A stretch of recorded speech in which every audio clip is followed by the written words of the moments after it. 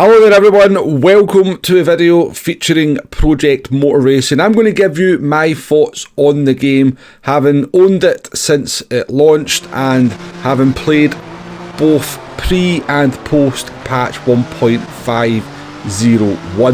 Now you've probably consumed quite a lot of content on this game. I think it's fair to say it's dominating the sim racing space on YouTube for all the wrong reasons. A lot of the criticisms are very well deserved, to be fair. But yeah, this is my turn to give you my thoughts on the game. I've played at least, I would say, 20 to 25 hours. It's not a review of the game, it's just as the title says, it's my thoughts. Now I did have more footage of the game recorded, but I had to do something on the PS5 and pretty much lost everything. So all I've really got is this race on the screen here of me in the BMW M4 GT3 car against the AI at Interlagos, and this is after the latest patch. So it's just going to be this video in the background and me talking over it. If that's not your bag, then I'll switch off now, but if you want to get my thoughts on Project Motor Racing, then stick around. So I think it's fair to say that Project Motor Racing, or PMR as we will refer to it for the rest of the video, launched with a great deal of hype. A lot of people were on the hype train, I would say myself included, but only because they were saying all the right things in the trailers. The prospects of the career mode sounded quite interesting. The way they were going to do the ranked multiplayer sounded very interesting indeed. The kind of true to track stuff, the car list looked very good, the track list is pretty decent as well. But there was also a lot of people out there who were saying this is an Ian Bell project. Be careful of getting too excited about this game because they have the studio, or Ian Bell in particular, a lot of the people who worked on the Project Cars games have a history of over-promising and under-delivering. And I think that's fair to say that's exactly what happened when PMR came out on the 25th of November. Now I had four main things about the game on that opening day that I wasn't happy with. The first off was the ranked multiplayer just didn't work. You could not get into a ranked multiplayer race. I did say prior to the launch that that was the one thing they had to get right, because if that doesn't work on day one, and I think a lot of people were going to buy PMR for ranked online racing given the way they had sold it to us, if that didn't work on day one, that was going to be a massive issue, and that's exactly what happened. It did not work. You could not get into a ranked race, and I certainly couldn't, and I tried numerous times. You could get into the occasional social race, which is obviously an online race as well, but that was very sporadic. The next big glaring issue for me, given that I couldn't get into a ranked race or an online race, was that the AI were atrocious. So I'm quite tolerant to things not working in games compared to a lot of people. There was a lot of the outrage on day one on the Discord was probably the biggest outrage I've ever seen on a game's launch. Not that I follow these things too closely when games launch, but yes, the Discord, I did actually just join it just to see how bad the outrage was, and yeah, a lot of people were incredibly upset about this game on day one, looking for refunds, basically berating the staff and the moderators on Discord. The reviews of it, the first impressions of it, you'll have seen them on YouTube, were absolutely eviscerating the game. And yeah, there was even people who I knew who wanted to go and find Ian Bell and let's say not do nice things to him. And I'm not saying that that kind of outrage wasn't justified, because yeah, things just didn't work as they should have on day one. But I'm quite tolerant to these issues, I think, or maybe more tolerant than other people when it comes to things maybe not working quite perfectly in games.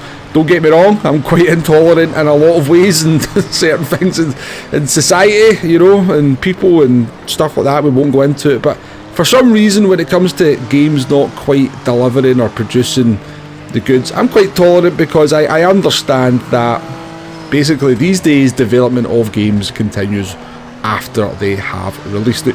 Shouldn't be that way, but it is that way, and I kind of have accepted that. So not being able to enter an online ranked race and occasionally being able to enter a social race, I kind of jumped into some of the single player content, and in particular one of the things I was quite interested in was the endurance hall. So this is basically race time trials where you can do, you do a race length against the AI and you can compare your finishing time and try and get the best strategy to work out to get the fastest overall finishing time. So I decided that's where I was going to spend my time in the game, given that the ranked races weren't working. However, the problem with that, whilst it was a pretty decent concept, is that the AI were absolutely horrific. Now, not in terms of pace, because they can actually give you a half decent race, and the AI that you're looking at here on the screen is not the way the launch AI was. This is after the patch, and they have largely fixed the biggest issue with the AI on launch day. But on launch day, the AI simply did not know your car existed. So if you were side by side with them into the braking zone, a corner, fully alongside, maybe even a little bit alongside, they just turned into you every single time. They had no acknowledgement whatsoever for the fact that your car existed. And so trying to get through the AI without picking up damage, without getting spun out by them, without them just doing something stupid, was incredibly frustrating. So that did kind of rule out doing those kind of endurance hall races, because you started in like 6th place in the one I was doing at Spa, and you get a terrible start compared to the AI, so you end up down in P10 or something, and really try to work your way through them without having your race ruined was, well, it was possible, but it was very frustrating and required numerous restarts to try and get through turn 1 without damage, or without getting spun, or without just something silly happening in that race. So again, trying to be tolerant, understanding that these issues will get fixed in the future of the game. I kind of really just resorted to just kind of driving some of the different cars that the game provides, because one thing that I don't think people could complain about was the car roster. The car roster was pretty good. There's a pretty good track list as well. So yeah, I just decided to jump into different cars and see how they felt and do some laps around various tracks, some tracks that I hadn't driven in games for a long time. Now, one thing I don't really have any complaints about when it comes to Project Motor Racing, even from when it launched, was the handling of the cars and the force feedback and the physics. Now again, I will reiterate, I never really kind of get into these kind of physics discussions, because what do I really know about physics? I just generally, when I talk about racing games, I just talk about the handling. Is the handling good? Is it bad? Is it natural? Now, I thought the handling was okay from day one. There was definitely some quirks to it. You may well have seen James Baldwin's video about, you can slide the car through the corners, you can drive the cars in an unnatural manner to get better lap times, and yeah, I'm guessing that's all true. I never played very much of Project Cars 2. I did play a wee bit of Project Cars,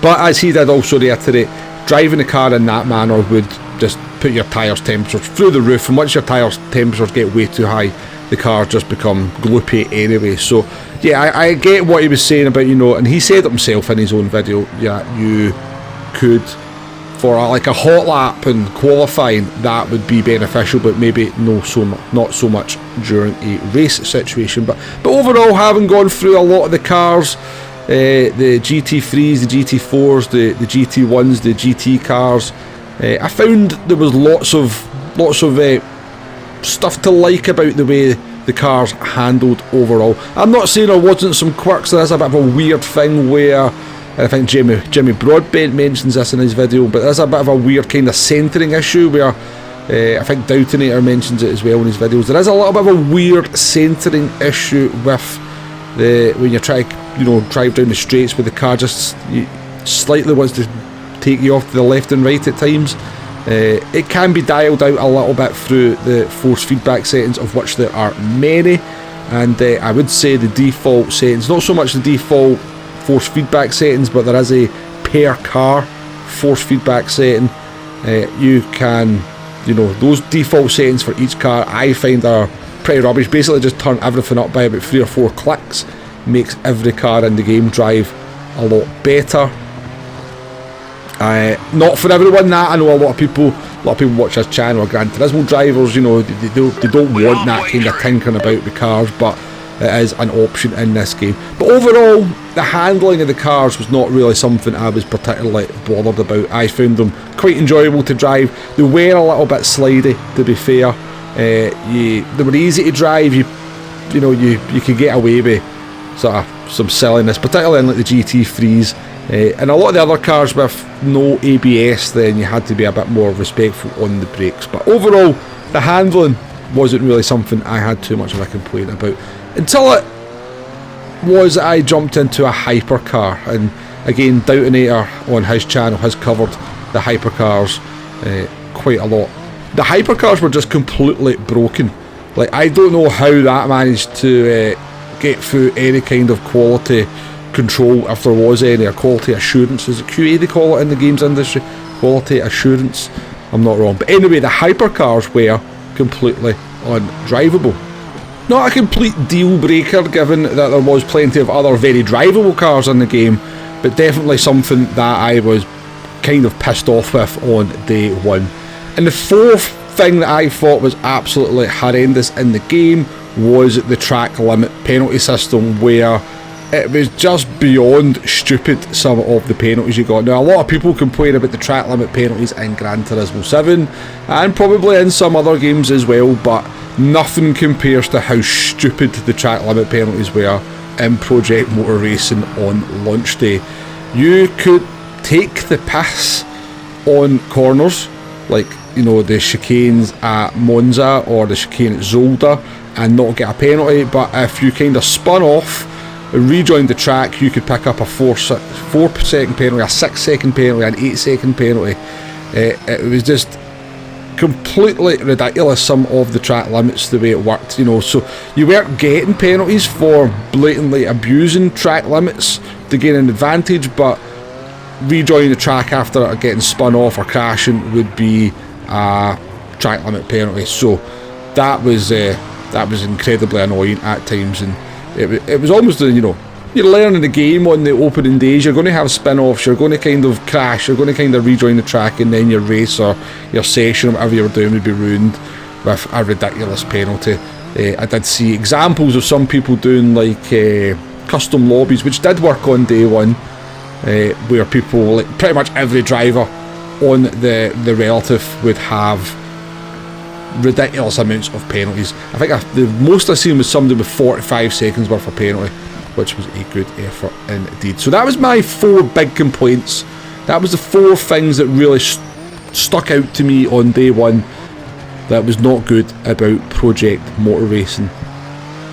The online ranks didn't work. The AI were useless to race against, so like that wasn't really an alternative.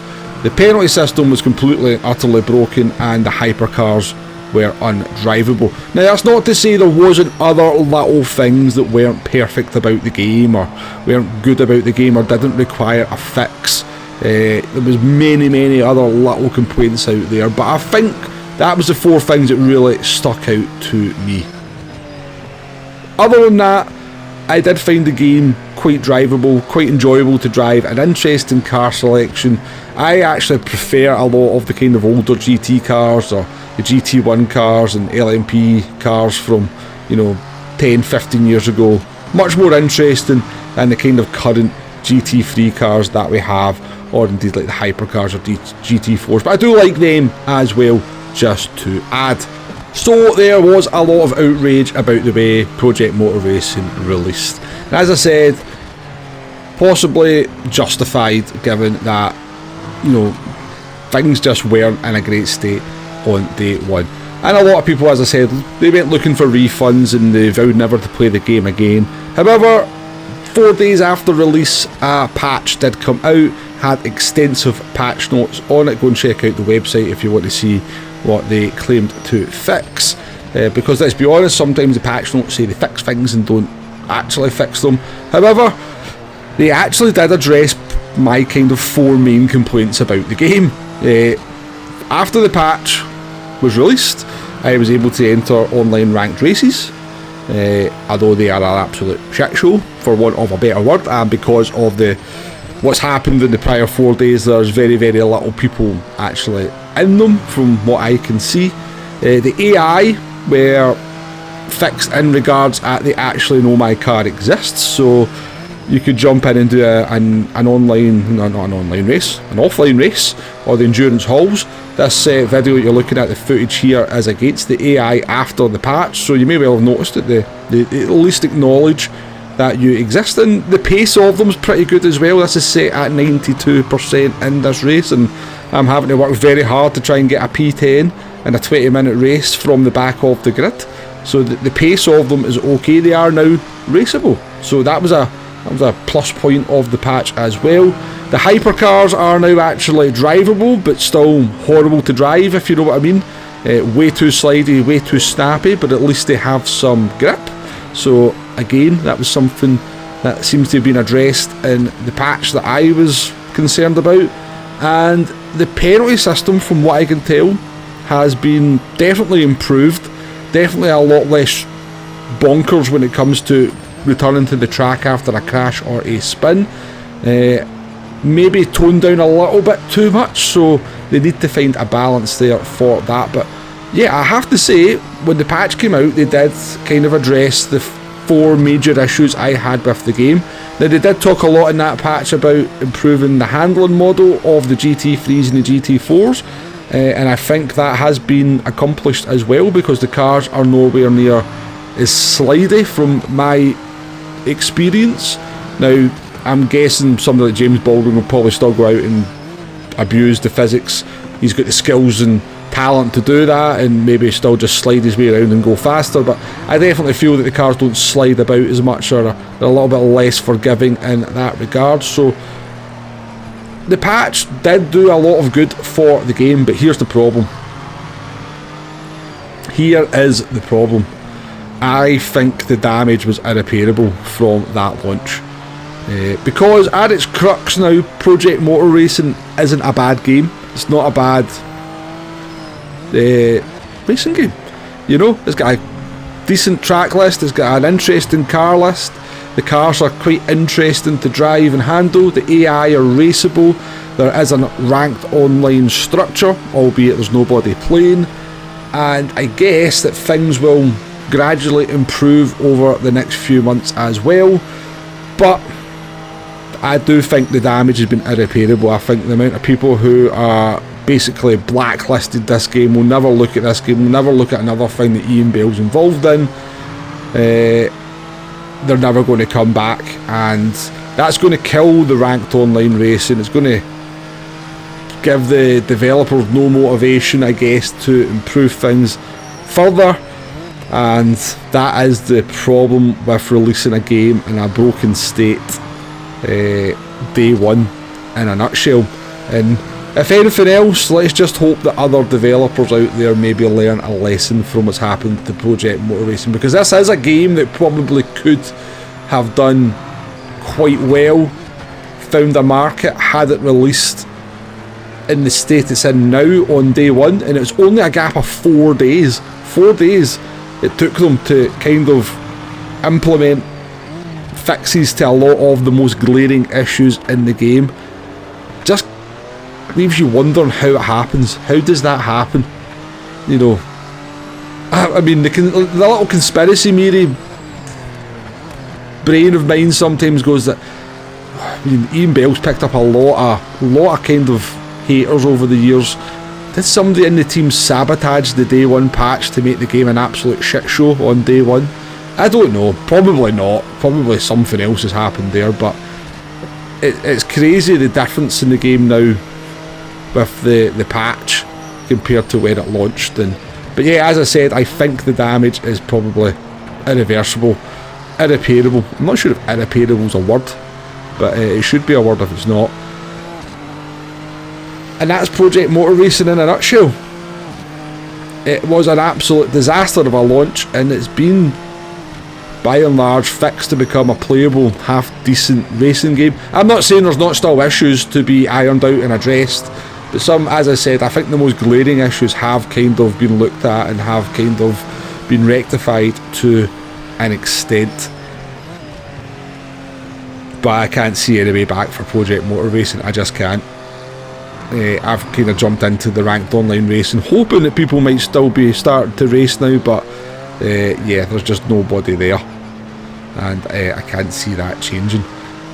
Now, just to give a quick sort of, in terms of graphics and performance on the PS5, it's no looker. It's definitely no looker, but performance is pretty good. It runs nicely, it runs smoothly, any situation I've found. There is only 16 cars on the grid in a single player race, kind of 32 online. I think I was in a race with 24, one of the ranked online races that I did, but that was because only 24 people actually signed up to that race. That was the only 24 people that were racing, so everybody was on the same grid. But yeah, I'm going to leave it there. I've went on for way longer than I intended, but that's my thoughts on Project Motor Racing. It's a bit like Rennsport. There's potential there.